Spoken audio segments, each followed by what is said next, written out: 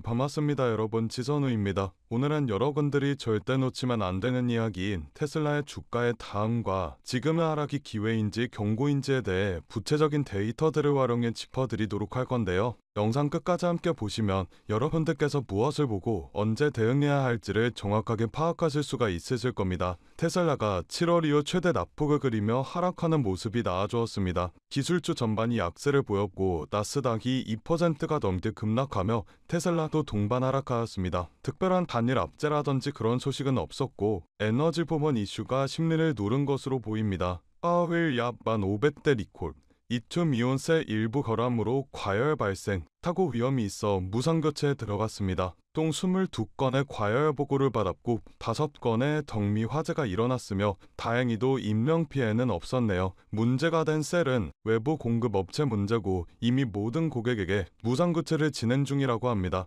그리고 신형 파워힐 3에서는 이런 결함이 발생되지 않았다며 명확하게 선을 그어주었는데요. 그런데 이 리콜 타이밍이 조금 안 좋았습니다. 시장 전체가 불안한 와중에 이런 뉴스가 터지니까 투자자 심리가 한 번에 흔들린 거죠. 그래서 그날 하루 테슬라 주가가 거의 7% 가까이 급락. 단기적으로 큰 충격을 받은 하루였습니다. 하지만 이걸 단순히 악재로 볼 필요는 없습니다. 오히려 테슬라의 에너지 사업이 그만큼 커지고 있다는 반증이죠. 에너지 사업의 매출을 보면 3분기 기준 34억 2천만 달러, 전년 대비 44% 증가하였습니다. 이제 전체 매출의 25% 이상이 에너지 부분이 차지하고 있어요. 단순한 자동차 회사가 아니라 이제는 전략과 저장 산업의 핵심 플레이어로 커지고 있다는 겁니다. 그렇기 때문에 이번 리콜은 성장 과정에서 나오는 관리 가능한 리스크로 보아야 합니다. 회사의 신뢰가 무너진 사건이 아니라 규모가 커지면서 더 정밀해지는 과정에 가깝죠. 그렇다면 지금 투자자들이 느끼는 불안은 무엇일까요? 결국 테슬라, 이 정도면 고점 아니야? 라는 거겠죠. 그런데 흥미로운 점이 하나 있습니다. 기관들은 매수세를 보이지만 개미 투자자들은 오히려 테슬라를 사들이고 있다는 점이죠. JP모건의 보고서에 따르면 지난 한 주간 개미 투자자들이 테슬라의 주식을 11억 달러어치나 순매수하였습니다. 그 말은 이 하락이 절대 끝이 아니라는 명확한 신뢰의 표시라고 볼 수가 있죠. 테슬라는 최근 5거래일 동안 하루만 올랐습니다. 그리고 지난 6일 머스크의 1조 달러 보상안이 통과가 된 이후 주가는 오히려 10%가 넘게 빠졌죠. 기관은 반대했지만 주총에서 약 75%의 주주들이 찬성하였습니다. 이 말은 테슬라의 주식 구조가 다른 빅테크 기업들과 완전 다르다라는 거예요. 테슬라의 주식의 약 41%를 개인 투자자들이 보유하고 있습니다. S&P 500 평균이 5%, 다른 빅테크 기업들이 25% 정도인데 테슬라는 41%, 이건 단순히 투자가 아니라 지지자에 가깝죠. 그래서 기관들이 매도를 해도 개미가 받쳐주면서 주가가 무너지지 않는 흐름을 보이는 겁니다. 리콜 이슈가 있음에도 불구하고 테슬라의 메가팩과 파워힐 그리고 전력 저장 기술은 테슬라가 AI 시대의 전력 인프라로 성장할 수 있는 핵심이라고 보고 있습니다. AI 서버, 데이터 센터, 전기차, 이 모든 것의 기반은 결국 전기입니다. 이걸 안정적으로 공급할 수 있는 기업은 테슬라죠. 그래서 저는 이렇게 봅니다. 테슬라는 흔들릴 수는 있어도 멈추지는 않는다. 단기적인 하락은 있을 수 있어요. 하지만 구조적으로 테슬라는 다시 오를 수밖에 없습니다. 지금 우리가 보고 있는 건 주가의 변동이 아니라 산업의 진화 과정이기 때문이죠.